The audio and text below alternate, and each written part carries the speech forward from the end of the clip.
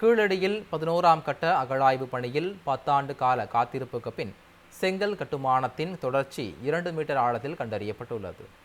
சிவகங்கை மாவட்டம் கீழடியில் கடந்த 2014ஆம் ஆண்டு மத்திய தொல்லியல் துறை வைகை நதிக்கரை நாகரிகம் குறித்த தொடங்கப்பட்ட அகழாய்வின் போது கடந்த 2015-2016 காலகட்டத்தில் மிகப்பெரிய செங்கல் கட்டுமானம் கண்டறியப்பட்டது.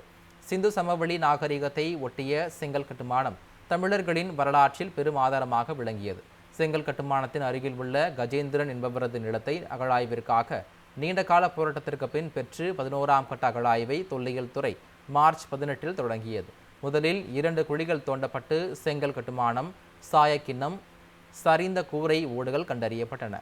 முதல் குழியில் 2 மீட்டர் ஆழத்தில் 8 அடுக்குகள் கொண்ட செங்கல் கட்டுமானம் வெளிப்பட்டது. 11ஆம் கட்ட அகழாய்வில் அடுத்தடுத்த செங்கல் கட்டுமானங்கள் வெளிப்படுவதால் கீழடி மிகப்பெரிய நகரமாக இருந்திருப்பதற்கான ஆதாரம் முழுமையாக கிடைக்க வாய்ப்புள்ளதாக தொல்லியல் துறையினர் கருதுகின்றனர். கீழடியில் 11ஆம் கட்ட அகழாய்வு பணியில் 10 ஆண்டு கால காத்திருப்புக்கு பின் செங்கல் கட்டுமானத்தின் தொடர்ச்சி 2 மீட்டர் ஆழத்தில் கண்டறியப்பட்டுள்ளது. சிவகங்கை மாவட்டம் கீழடியில் கடந்த 2014ஆம் ஆண்டு மத்திய தொல்லியல் துறை வைகை நதிக்கரை நாகரிகம் குறித்த தொடங்கப்பட்ட அகழாய்வின் போது கடந்த 2015-2016 காலகட்டத்தில் மிகப்பெரிய செங்கல் கட்டுமானம் கண்டறியப்பட்டது. சிந்து சமவெளி நாகரிகத்தை ஒட்டிய செங்கல் கட்டுமானம் தமிழர்களின் வரலாற்றில் பெரும் ஆதாரமாக விளங்கியது. செங்கல் கட்டுமானத்தின் அருகில் உள்ள கஜேந்திரன் என்பவரது நிலத்தை அகழாய்விற்காக நீண்டகால போராட்டத்திற்கு பின் பெற்று 11ஆம் கட்ட அகழாய்வை தொல்லியல் துறை மார்ச் 18இல் தொடங்கியது.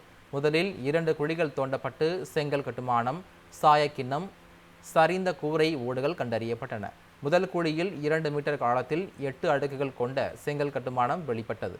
11ஆம் கட்ட அகழாய்வில் அடுத்தடுத்த செங்கல் கட்டுமானங்கள் வெளிப்படுவதால் கீழடி மிகப்பெரிய நகரமாக இருந்திருப்பதற்கான ஆதாரம் முழுமையாக கிடைக்க வாய்ப்புள்ளதாக தொல்லியல் துறையினர் கருதுகின்றனர்.